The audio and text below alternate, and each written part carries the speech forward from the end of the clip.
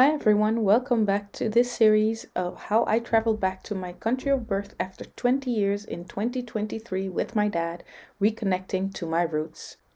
This image shows all the Saramaccan settlements and villages along the Suriname River. I believe that the total population is about 20,000, and the journey that we are about to take from Achoni, where we got on, to Opo, where we're going, is 52 kilometers, and it will take us 4 hours. Mind you, the water level of the river is very high. That means that the journey went incredibly fast. That is not something I necessarily realized at the moment because after 4 hours on a wooden plank, despite my little inflatable cushion, it was tough. But the views. Let me show you the views. This is now about 2 p.m. in the afternoon, and mind you, in the Amazon, that is hot. The speed at which we travel makes that it is very comfortable in the boat, except for the moments that we have to stop. The boat works basically the same as a taxi on the road, where people can get on and get off at any given time, mostly at settlements, sometimes at work sites. And I am very respectful of not filming anyone. So here we arrive and I kind of cut the camera and I only resume filming once we keep going. Now you might also notice that we're kind of weaving left and right and left and right. So it's either stopping to let someone on or let someone off, or even just transfer goods. So people send goods up and down the river with boatsmen. But the majority of us weaving from left to right are the massive, massive rocks that are in the river.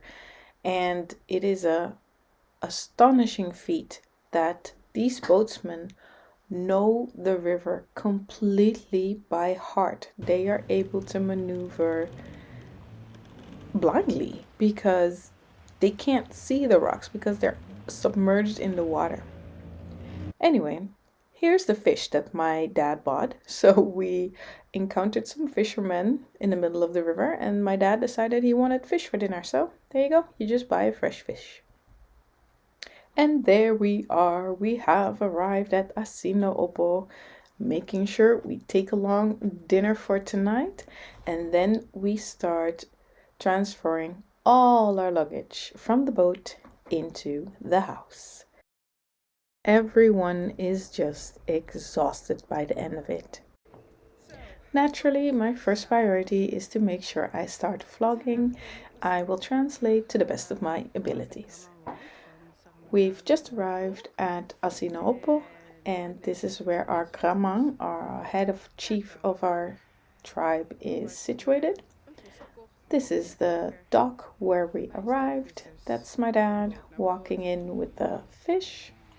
We're actually situated really close to the river, but it took us a really long time.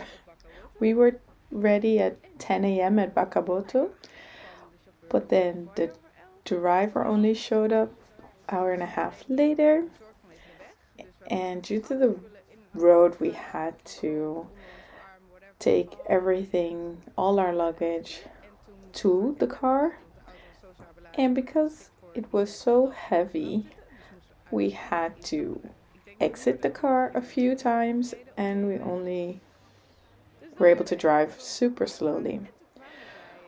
But then by the time we got to Achoni, we heard that the boatsman was actually also delayed because his driver didn't leave town on time. So we left at 2 p.m. and it took us 4 hours. I'm super glad with my little pillow. And this is the guest house. So the guest house for anyone who visits the village. It's quite large. There is a wing here to the right that has bathrooms and bedrooms. We've decided to accommodate on the left side 2 bedrooms toilet and shower. Here's the quote-unquote kitchen. We have electricity. At this time, I did not know it was powered by a generator and it will be shut off. Shower does not actually have water, so we'll have to be using buckets. So now it's time to move this huge pile of luggage back into the house. En zo blijven we bezig. Oké, dit was de reisdag naar Sinop. Till next time. I love this traditionally wooden carved door. And funny enough, I still get cold even in the tropics, especially my feet. So I wear socks indoors. I can't take those cold tiles. Despite taking many supplies with us, there were still some things that we needed, such as gas cylinder to hook up to the stove in enabling us to cook, pots, pans, utensils, that sort of thing. Seeing that Jeanette is from here and has a house here, we go to her house to pick up these supplies. And this woman is amazing.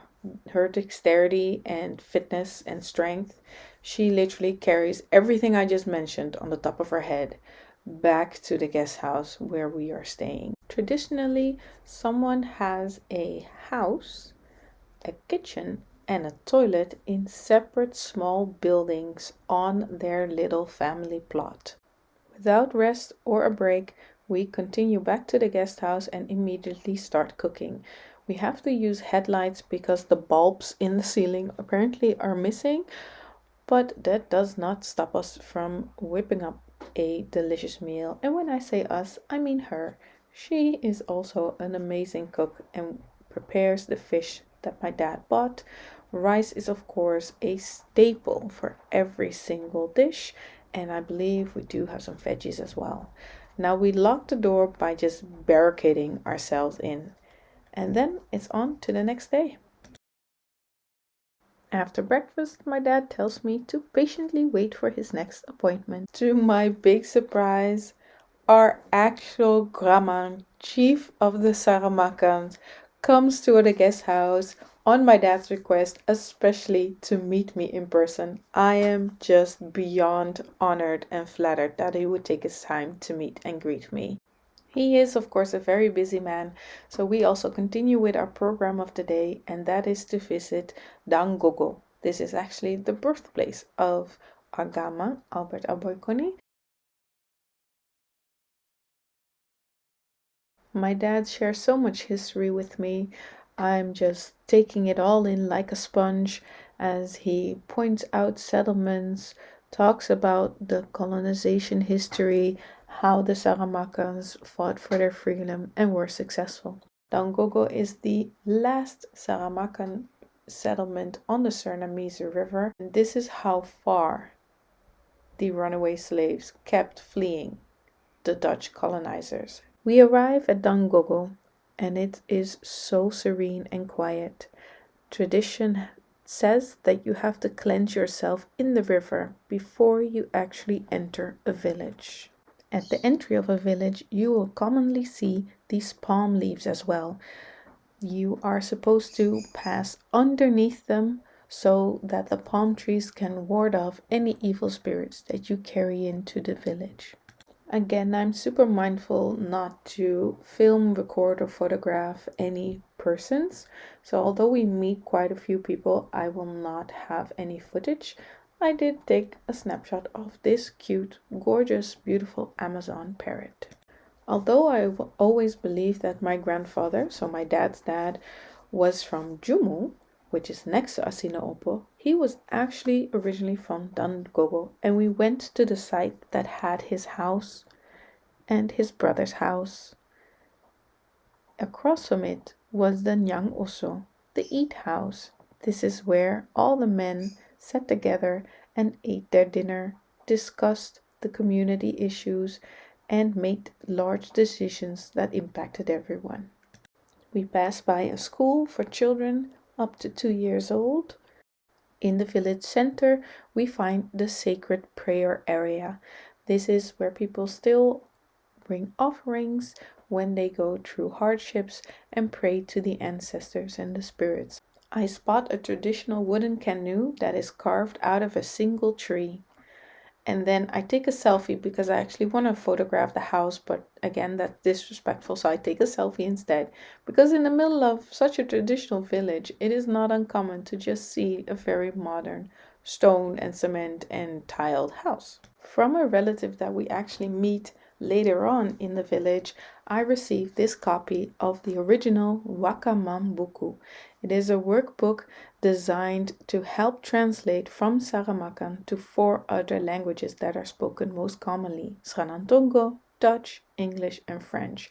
It has all these phrases for when someone is traveling and leaving the interiors of Suriname.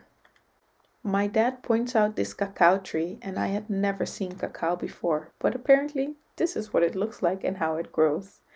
He also snatches up a coconut that I get to bring home, and then it's back to Asino, where one moment the sun is shining and it's still quite hot, the next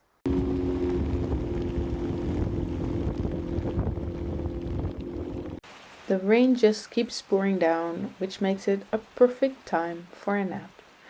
The river level rises significantly, I think at least by 1 meter. Even in the Amazon, in the rainy season, after rain comes sunshine. That means we head out once again to meet our gamang, Albert Albacone. There's an agriculture project that's been run across from Jumu and Asinaopo that is being evaluated at this moment, and he asks for our input, and we get to walk along, view the land, see the progress that has been made. And it's quite inspiring of the things that they are achieving in such a remote place. Once that's wrapped up, me and my dad continue and walk up to the Jumu airport. This is an airstrip that has been constructed in 1964 and maintained ever since. Sadly, there are no charter flights at this moment due to the incredible costs and the huge inflation, but it would save so many people such a long trip by just being able to fly out. And I just wanted to add this cute shot of our very, very swollen feet that are identical, funny enough. For the second time this day, we get caught out in a intense rain downpour, and this one is just massive. It actually gets quite cold as well. Mind you, we're soaking wet at this point. Een lichte moesson. Een klein buitje. Nat tot je onderbroek. Coincidentally, we meet everyone of the project and our gamma once again, and we are offered to stay and eat until the rain lets down. Spoiler, it does not, and we just have to face it and sit in the pitch black in the boat, pouring rain, back to the guest house. But on the bright side, in the Amazon the next day, the sun will shine once again. Thank you for watching. See you in the next one.